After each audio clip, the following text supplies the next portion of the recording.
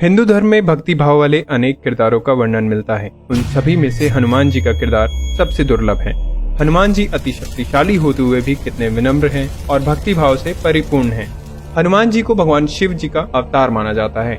कथाओं के अनुसार शिव जी के 28 अवतारों में से 11वां अवतार सबसे बलवान और बुद्धिमान समझा जाता है।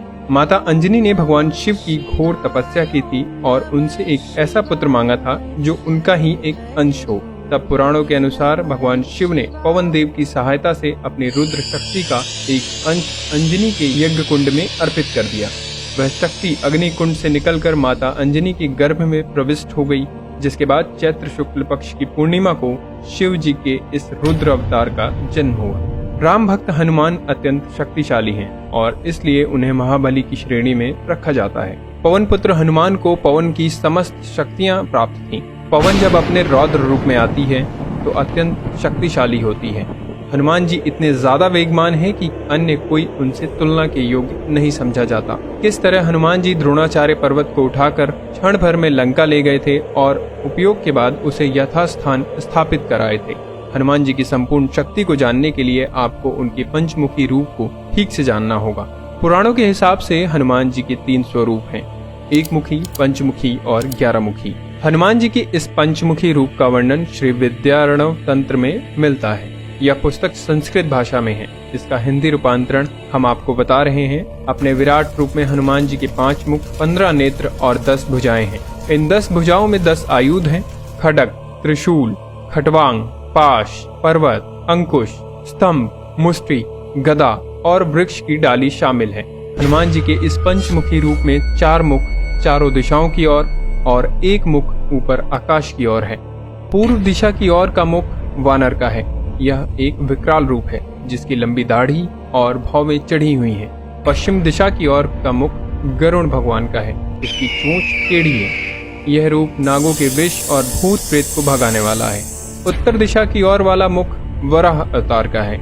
इसका वर्ण आकाश के समान कृष्ण वर्ण है। पश्चिम दिशा की ओर मुख नरसिंह भगवान का है। यह भी अत्यंत भयानक और डरा देने वाला रूप है, किंतु निर्मल भाव और शांत मन से जो इस रूप को देखता है उसे जरा भी डर नहीं लगता। अंतिम मुख जो ऊपर आकाश की ओर है वह हैग्रीव अर्थात घोड़े का है। यह भी एक भयानक रूप है। इस रूप द्वारा हनुमान जी ने तारक नामक महादैत्य का वध किया था। पंचमुखी हनुमान जी में भगवान के 5 अवतारों की शक्ति समाई हुई है। रामायण में जब रावण हारने लगा था तब उसने पाताल लोक से अहिरावण को बुलाया, जो माता भवानी का एक परम भक्त था। वह अत्यंत मायावी और तंत्र मंत्र का ज्ञाता भी था। उसने अपनी माया के दम पर श्री राम की सारी सेना को निद्रा में डाल दिया था तथा राम और लक्ष्मण को पाताल लोक ले गए थे। जब सब होश में आए तब विभीषण ने हनुमान को बताया कि ऐसी माया सिर्फ अहिरावण ही उत्पन्न कर सकता है। अहिरावण माया उत्पन्न करने में रावण से कई गुना ज्यादा ताकतवर है। उसकी शक्ति भी रावण की तरह रची गई माया से ही नियंत्रित होती है। सीधे युद्ध में उसे हराया नहीं जा सकता। विभीषण ने श्री राम जी की सहायता के लिए हनुमान जी को पाताल लोक जाने को कहा। पाताल लोक में अहिरावण ने मां भवानी के सामने 5 दीपक जलाए हुए थे जो अलग अलग दिशाओं में थे। विभीषण ने बता दिया था कि उन दीपकों को एक साथ बुझाने से ही अहिरावण की मायावी शक्तियों को क्षीण किया जा सकता है।